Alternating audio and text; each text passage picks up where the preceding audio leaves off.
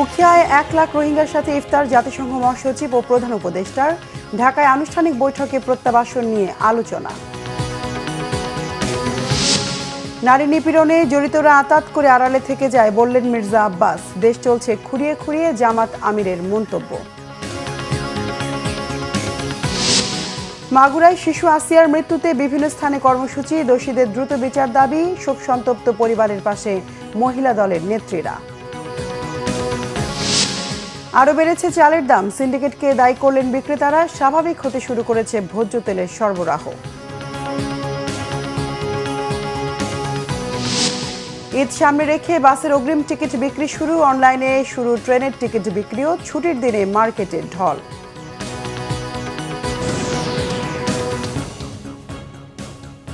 দেখছিলেন crown cement সংবাদ শিরোনাম। লাখো রোহিঙ্গার সঙ্গে ইফতার করেছেন প্রধান উপদেষ্টা ডক্টর মোহাম্মদ ইউনূস ও জাতিসংঘ মহাসচিব আন্তোনিও গুতেরেস। এর আগে রোহিঙ্গা ক্যাম্প সহ বিভিন্ন স্থাপনা ঘুরে দেখেন তারা। বাংলাদেশে 4 দিনের সফরের দ্বিতীয় দিনে কক্সবাজারের রোহিঙ্গা শিবিরে যান জাতিসংঘ মহাসচিব। সিকান্দার রিমানের রিপোর্ট। লাখো রোহিঙ্গা জমায়েত হন উখিয়ার বিভিন্ন ক্যাম্প থেকে। জাতিসংঘের মহাসচিব অ্যান্টোনিও গুতেরেসের আগমন উপলক্ষে প্রধান উপদেষ্টা ডক্টর মোহাম্মদ ইউনূসের সৌজন্যে ইফতারের আয়োজন করা হয় সেখানে। এর আগে রোহিঙ্গা ক্যাম্প ঘুরে দেখেন জাতিসংঘ মহাসচিব। রোহিঙ্গা লার্নিং সেন্টার, রোহিঙ্গাদের সাংস্কৃতিক কেন্দ্র ও পাটজাত পণ্যের উৎপাদন কেন্দ্র পরিদর্শন করেন তিনি। রোহিঙ্গা শিশুদের সাথে কথা বলেন জাতিসংঘ মহাসচিব। এ সময় শিশুরা তাদের বিরুদ্ধে হওয়া মানবতা বিরোধী অপরাধ ও গণহত্যার বিচার দাবি করেন। সেই সাথে উচ্চশিক্ষার নিশ্চয়তাও চান রোহিঙ্গা শিশুরা। এ সময় জাতিসংঘ মহাসচিব জানান, নিজ ভূমিতে ফিরে যাওয়ার আকুতি জানিয়েছেন বাস্তুচ্যুত রোহিঙ্গারা। গুতারেস বলেন, রোহিঙ্গাদের খাদ্য নিরাপত্তায় সবকিছু করবে জাতিসংঘ। And that the rights of the Rohingyas are respected, that discrimination and persecution like the one that we witnessed in the past will end. And second, they want better conditions in the camp. এর আগে শুক্রবার দুপুরে জাতিসংঘ মহাসচিবকে বহনকারী বাংলাদেশ বিমানের একটি chartered flight Cox's Bazar বিমানবন্দরে অবতরণ করেন। শুক্রবার দুপুরে কক্সবাজার পৌঁছে নির্মাণাধীন আন্তর্জাতিক বিমানবন্দরের 2টি সাইট পরিদর্শন করেন প্রধান উপদেষ্টা ডক্টর মোহাম্মদ ইউনূস। এর আগে শুক্রবার সকাল 10টার দিকে জাতিসংঘের মহাসচিবকে বহনকারী গাড়িটি তেজগাঁয়ের প্রধান উপদেষ্টার কার্যালয়ে গেলে গুতেরেসকে স্বাগত জানান ডক্টর মোহাম্মদ ইউনূস। পরে জাতিসংঘ মহাসচিবকে নিয়ে নিজ দপ্তরে বৈঠক করেন প্রধান উপদেষ্টা। সিকান্দার রেমান, বাংলাভিশন, ঢাকা। বিএনপির স্থায়ী কমিটির সদস্য মির্জা আব্বাস বলেছেন, নারী নিপীড়নের মতো অপকর্মের সাথে জড়িতরা গণমাধ্যমের সুবিধাভোগীদের সাথে আঁতাত করে আড়ালেই থেকে যায়। আর জামাতের আমির ডাক্তার শফিকুর রহমানের আশা, আসিয়ার মতো ঘটনা থেকে সমাজ ও রাষ্ট্র ব্যবস্থা শিক্ষা নেবে। আহমেদ সরওয়ারের রিপোর্ট। পবিত্র মাহে রমজান উপলক্ষে ঢাকা রিপোর্টার্স ইউনিটির ইফতার। ডিআরইউ প্রাঙ্গণে আয়োজিত ইফতারে অংশ নেন বিভিন্ন রাজনৈতিক দল ও পেশাজীবী সংগঠনের নেতারা। ইফতার পূর্ব আলোচনায় বিএনপি স্থায়ী কমিটির সদস্য মির্জা আব্বাস বলেন, গোটা জাতির মুখ ছিন্ন ভিন্ন করে চলে গেছে আসিয়া। কিন্তু এরকম আসিয়া কি বাংলাদেশে আর নাই? কিংবা এই আসিয়ার চেয়ে করুণ আর কোনো ঘটনা নাই বাংলাদেশে? এই বাংলাদেশে কি তনু হত্যা হয় নাই, রেপ হয় নাই? এই বাংলাদেশে মুনিয়া রেপ হয় নাই? এই বাংলাদেশে আরো মহিলা রেপ হয় নাই? আপনারা লিখছেন না কেন? কেন লিখেন না? বলবেন? বলতে পারবেন না, কারণ আপনাদের সাংবাদিকদের অনেকেই জায়গা মতো বসে আছে, যারা আপনাদের অনেকের সঙ্গে যোগাযোগ করে। আমি সরি, আমার কথা এরকমই হয় ভাই, আমি কি করব? জায়গা মতো বসে আছে, জায়গা মতো, এবং ওখান থেকে অনেকের সঙ্গে যোগাযোগ করে, সুতরাং এগুলো লেখা হয় না।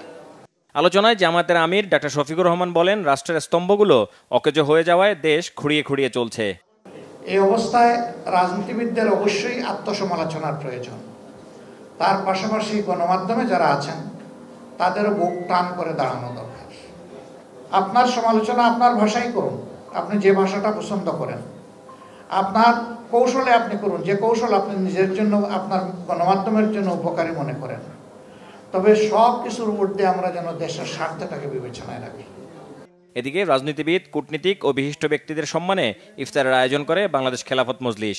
বিভিন্ন রাজনৈতিক দলের নেতা, বিভিন্ন দেশের কূটনীতিক সহ বিশিষ্ট ব্যক্তিরা এতে যোগ দেন। ঢাকায় বসবাস করা নাটোরবাসীদের জন্য ইফতার ও দোয়ার আয়োজন করেছে নাটোর জেলা সমিতি ঢাকা। ইফতার মাহফিলে প্রধান অতিথি হিসেবে উপস্থিত ছিলেন সাবেক মন্ত্রী ও বিএনপি নেতা অ্যাডভোকেট রুহুল কুদ্দুস তালুকদার দুলু। আহমেদ সরোয়ার, বাংলা ভিশন, ঢাকা। বিএনপি সিনিয়র যুব মহাসচিব রুহুল কবির রিজভী বলেছেন, মানবিক বাংলাদেশ গড়তে কাজ করছে বিএনপি। নয়াপল্টন দলীয় কার্যালয়ে সংবাদ সম্মেলনে দলের যুগ্ম মহাসচিব রিজভী জানান, সারা দেশে নারী ও শিশু নির্যাতন ও হত্যার ঘটনার তথ্য সংগ্রহ ও নিপীড়িতদের জন্য স্বাস্থ্য আইনি সহায়তার জন্য দুটি সেল গঠন করেছে বিএনপি। সংবাদ সম্মেলনে জানানো হয়, দলের স্বাস্থ্য সম্পাদক ডাক্তার রফিকুল ইসলাম এবং আইন সম্পাদক ব্যারিস্টার কায়সার কামালের তত্ত্বাবধানে সেল দুটি কাজ করবে। দেশে আইনি শাসন বলবৎ করে সমাজের প্রকৃত দুষ্কৃতকারীদের দৃষ্টান্তমূলক শাস্তির আওতায় আনার দাবি জানানো হয় সংবাদ সম্মেলনে। মাগুরায় শিশু আসিয়াকে ধর্ষণ ও মৃত্যুর ঘটনার প্রতিবাদ এবং ধর্ষকদের শাস্তির দাবিতে দেশের বিভিন্ন জায়গায় নানা কর্মসূচি পালন করেছে বিভিন্ন সংগঠন। মাগুরায় মৌন মিছিল করেছে জেলা মহিলা পরিষদ। স্থানীয় প্রেস ক্লাবের সামনে এই কর্মসূচিতে ধর্ষকদের বিরুদ্ধে সামাজিক প্রতিরোধে দাবি জানানো হয়। এদিকে আসিয়া হত্যার বিচার দ্রুত করার দাবিতে মানববন্ধন করেছে তারেক জিয়া পরিষদ রাজশাহী মহানগর শাখা। বিকেলে নগরীর 0 পয়েন্টে বক্তারা হত্যাকারীদের জনসম্মুখে ফাঁসি কার্যকরের দাবি জানান। ধর্ষকদের দৃষ্টান্তমূলক শাস্তির দাবিতে বিক্ষোভ সমাবেশ ও মানববন্ধন হয়েছে বরিশালেও। সকালে নগরীর অশ্বিনী কুমার টাউন হলের সামনে কর্মসূচি পালন করা হয়। বক্তারা বলেন, ধর্ষণ ও হত্যায় জড়িতদের দ্রুত বিচারের আওতায় এনে দৃষ্টান্তমূলক শাস্তি নিশ্চিত করতে হবে। বিক্ষোভ মিছিল করে বাসদও। অন্যদিকে শিশু আসিয়ার আত্মার মাগফিরাত কামনায় গায়েবানা জানাজা হয়েছে সাতক্ষীরায়। জুমার নামাজের পর শহীদ আসিফ চত্বরে এই জানাজায় অংশ নেন বৈষম্য বিরোধী ছাত্র আন্দোলনের শিক্ষার্থীরা।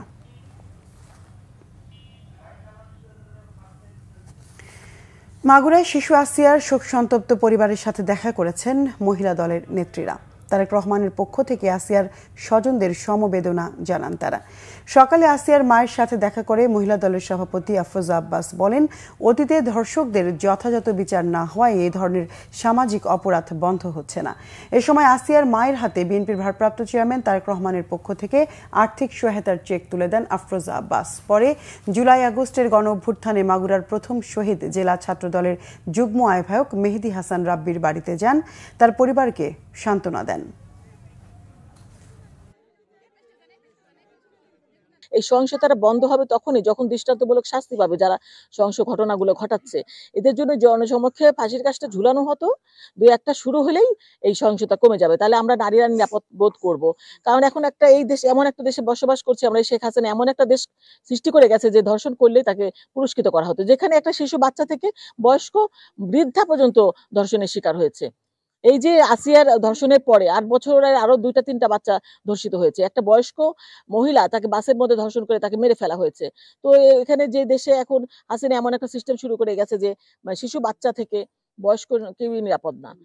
পর্যাপ্ত সরবরাহ থাকার পরেও বেড়েছে চালের দাম। কেজিতে 3 থেকে 4 টাকা বেড়েছে সব ধরনের চাল। অল্প কিছু কোম্পানির জিম্মির কারণেই দাম বাড়ছে বলে অভিযোগ বিক্রেতাদের। দাম কমেছে মাছের, সরবরাহ স্বাভাবিক হতে শুরু করেছে ভোজ্য তেলের। স্বস্তি আছে চিনি, সেমাই সহ রোজা ও ঈদ কেন্দ্রিক আইটেমগুলোর। লেবু ও 2-1টি পণ্য ছাড়া বেশিরভাগ সবজিতে আছে স্বস্তি। কমেছে মুরগির দামও। বিস্তারিত মামুন আবদুল্লাহর রিপোর্টে।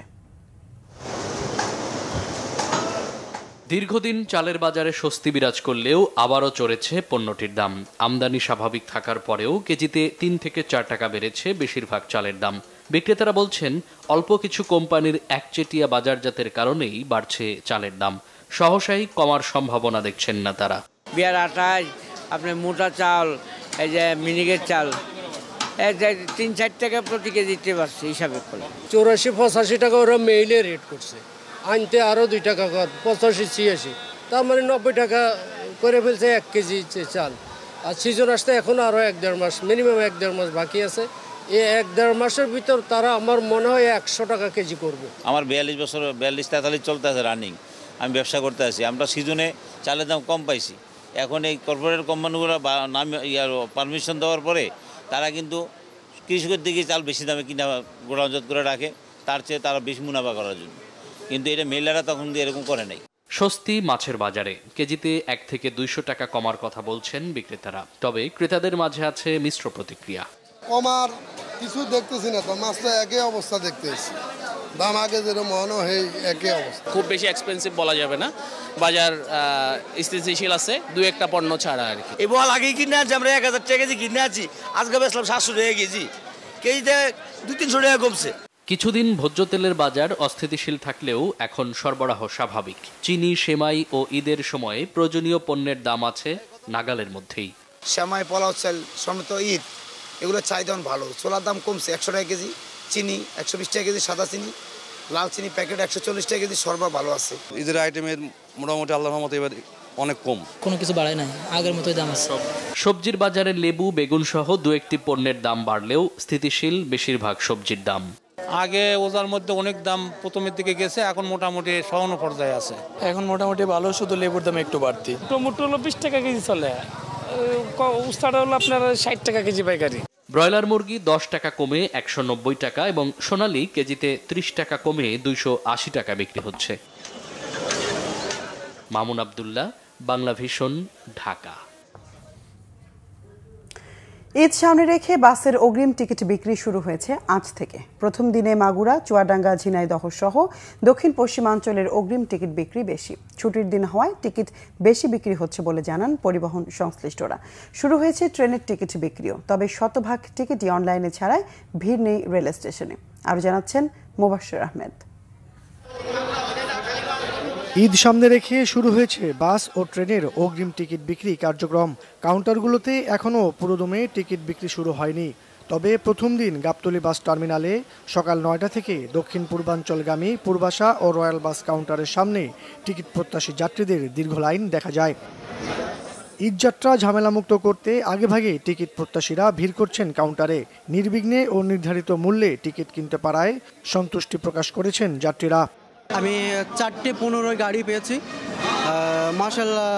এখানে তেমন কোনো চাপাচাপ মনে হচ্ছে না যে টিকিট পাওয়ার বিষয়ে। ঢাকা থেকে চুয়াডাঙ্গাতে বিকালে টিকিট কাটছি, তো পেয়েছি, বাট একটু পিছনের দিকে। আর অবশ্যই যাব ফ্যামিলির সাথে ঈদ করার জন্য।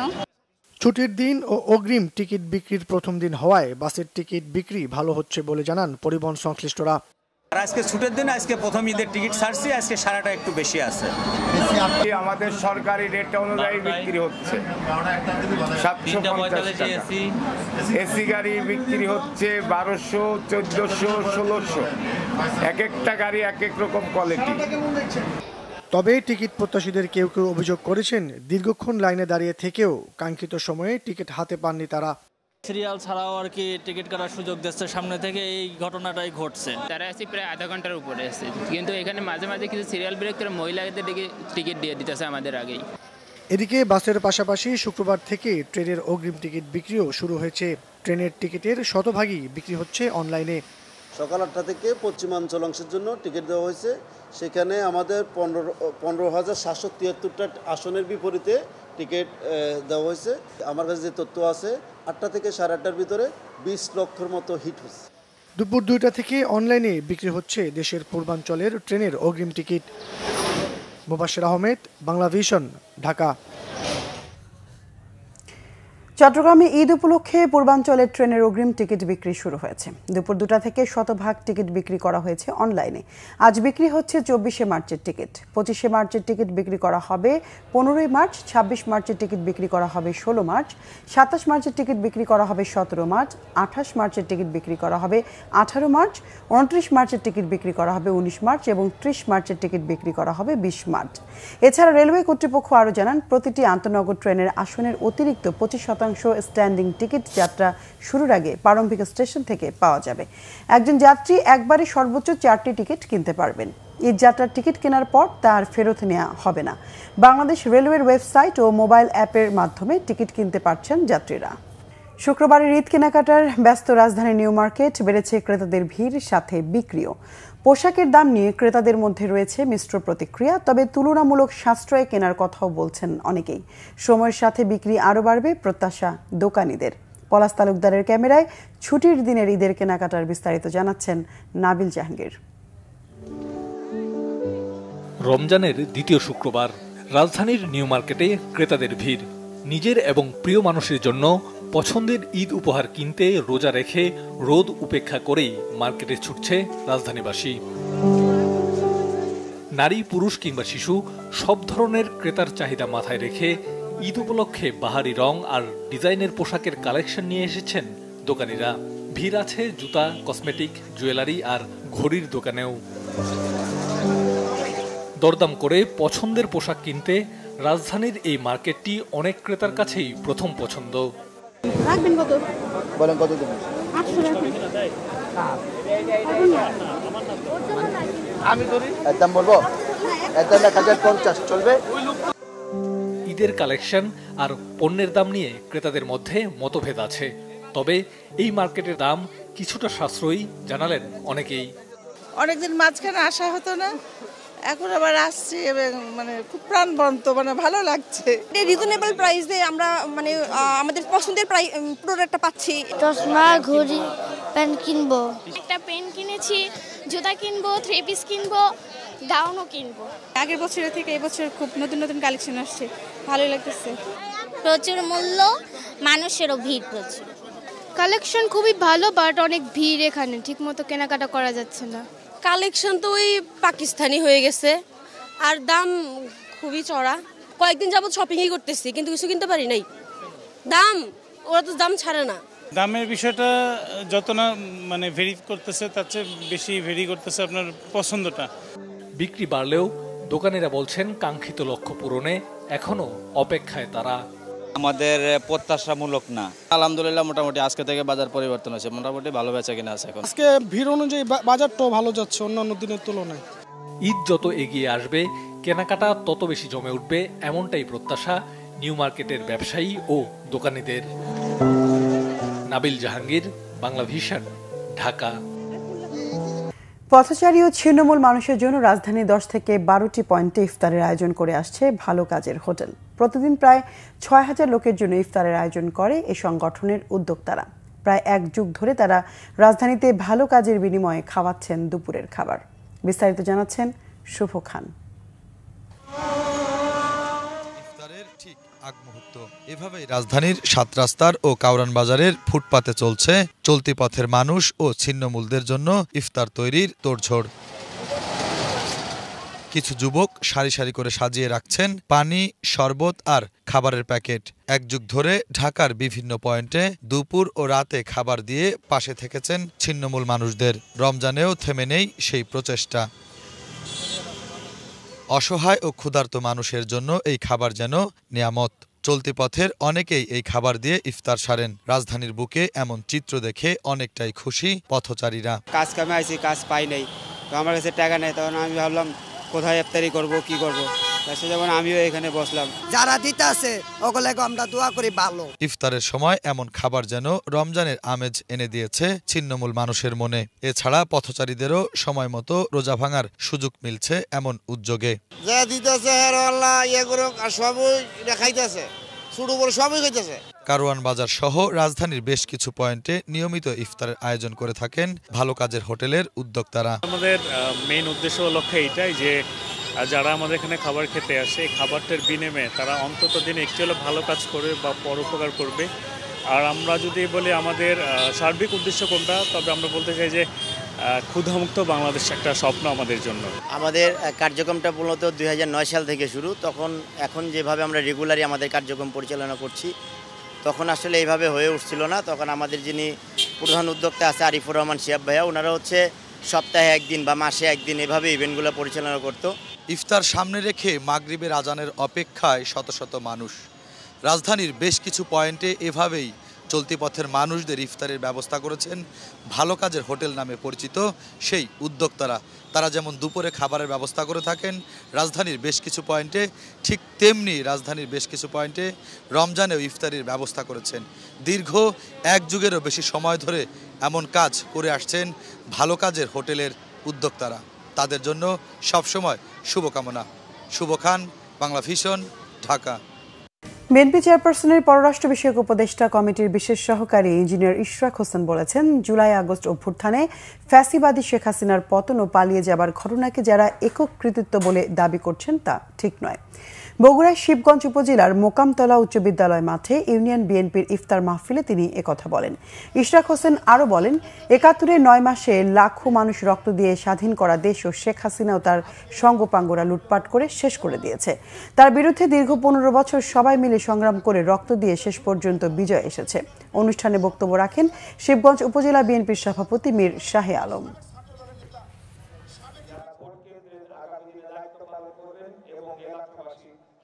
ছাত্র আন্দোলনের যারা মুখপাত্র হিসেবে দায়িত্ব পালন করেছে তারাই আন্দোলন করেছে, কেবল আর কেউ আন্দোলন করেনি, আমরা ছিলাম না। এই বিষয়টা আমার মনে হয় এই ভুল ধারণাটা তাদের ভাঙাতে হবে।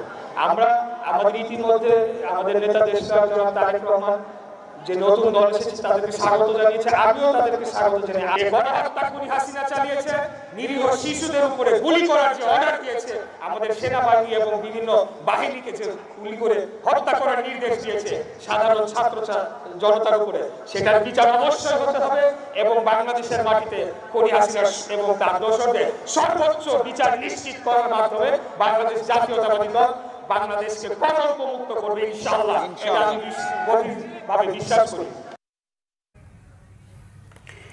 ঈদ উল ফিতরের বোনাস ও 25 ভাগ উৎপাদন বোনাস সহ বিভিন্ন দাবিতে ঢাকা ময়মনসিংহ মহাসড়ক অবরোধ করে বিক্ষোভ করেছেন একটি পোশাক কারখানার শ্রমিকরা।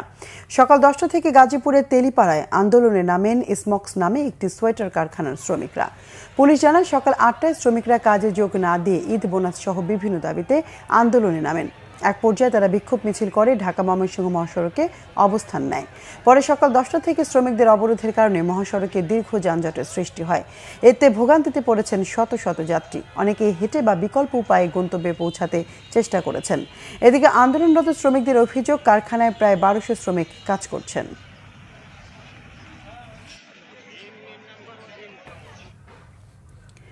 3 দফা জানাজা শেষে আজিমপুর কবরস্থানে বাবা মায়ের কবরের পাশে শায়িত হলেন ঢাকা বিশ্ববিদ্যালয়ের সাবেক উপাচার্য অধ্যাপক আ.ম.স. আরিফিন সিদ্দিক। এর আগে এই শিক্ষাবিদের প্রতি শেষ শ্রদ্ধা জানায় ছাত্র, শিক্ষক, সহকর্মী সহ অসংখ্য শুভাকাঙ্ক্ষী। রিপোর্ট সৈয়দ আব্দুল মুহিতের। আ.ম.স. আরিফিন সিদ্দিক ঢাকা বিশ্ববিদ্যালয়ের সাবেক উপাচার্য।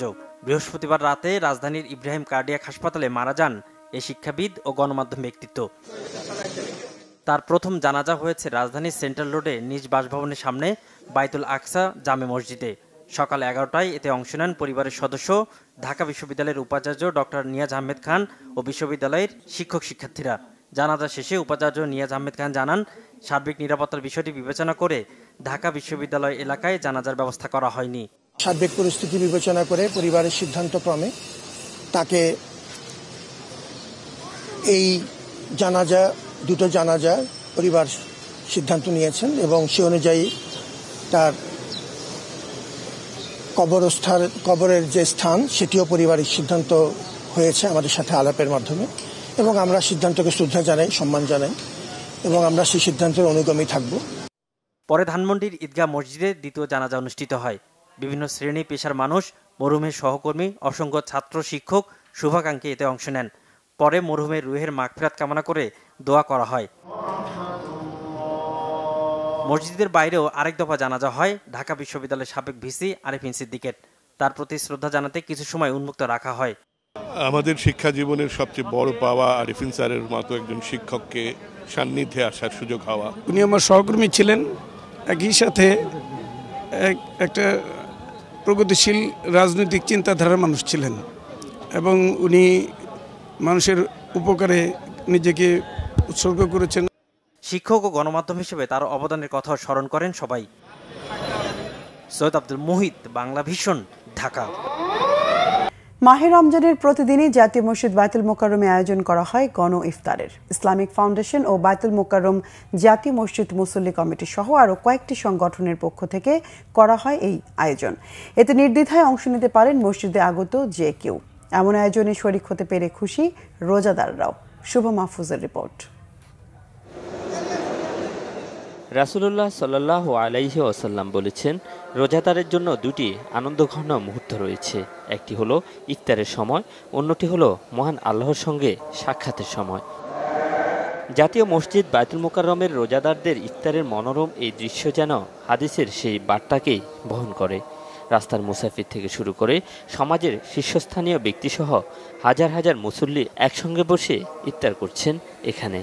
আমরা অনেকে কর্মব্যস্ততার পরে আসি, এখানে একত্র হই, সবাই মিলে ইফতার করি। এই ইফতারের মজাটা আলাদা। এখানে আমাদের সকলের ন্যাকের উদ্দেশ্যে আসা। জোরে নামাজ পড়ি, আসর নামাজ পড়ি, আবার তালিম শুনি, কথা বলি। আমরা চাই যে 30টা রমজান রাখতে পারি এবং ইফতারের উপলক্ষে বা আমরা এখানে থাকি, সবাই এটাই আমরা উপলক্ষ করে আসি। সারাদিন সিয়াম সাধনার পর বিপুল সংখ্যক মানুষের সাথে বসে ইফতার করার মাঝেই যেন অকৃত্রিম সন্তুষ্টি, যেন মহান আল্লাহর আরও নিকটবর্তী হন সবাই। যতদিন আসা ইফতার করতেছি অনেক ভালো লাগতেছে। বাড়িতে প্রতিনিয়ত তো বাড়িতে করতাম, বাড়িতে করে এই আনন্দটা ফিল পাইতাম না, তো আলহামদুলিল্লাহ এখানে আসা কিন্তু অনেক ভালো লাগছে। আরব দেশের লোক মক্কায় বা মদিনায় ইফতার করে যে আনন্দ পায়, আমরা বাইতুল মুকাররমে ইফতার করে ওই ধরনের আনন্দ পাইতেছি। এত লোকগুলো লোক একত্রে ইফতার করা আমি কখনো দেখি নাই। প্রতিবারের মতো এবারও বাইতুল মুকাররমের এই ইফতারের আয়োজন করছে ইসলামিক ফাউন্ডেশন, মুসল্লি কমিটি সহ কয়েকটি সংগঠন। কয়েক হাজার রোজাদারের একসাথে ইফতার করানোর মাঝেই আনন্দ খুঁজে পান আয়োজকরা। যারা এখানে ইফতারি করতে এসেছে রোজা আল্লাহর জন্য, আর এখানে উপস্থিত হয়েছেন আল্লাহর মেহমানরা, তো আল্লাহর মেহমানদেরকে মেহমানদারি করানোর জন্যই মুসল্লি কমিটি এই উদ্যোগ গ্রহণ করেছে। একসাথে এত লোক ইফতার করতেছে বা আমাদের পরিচালনা করতে যে কাজটা আমাদের ভাইয়েরা মিলে করতেছি, এটাই আমাদের জন্য যথেষ্ট। আল্লাহর রসুল যেভাবে করে আসছে আমরা সেভাবে কিন্তু করতেছি। আর এটা যে এক লোকে এতগুলো লোক ইফতারি করলে একটা যে আনন্দ, সে আনন্দ এখানে। পুরো রমজান মাস জুড়ে রোজাদারদের জন্য এই আয়োজন চলমান থাকবে বলে জানান আয়োজকরা। শুভ মাহফুজ, বাংলা ভিশন, ঢাকা। সংবাদ শেষ করব ক্রাউন সিমেন্ট শিরোনামগুলো আরেকবার জানি।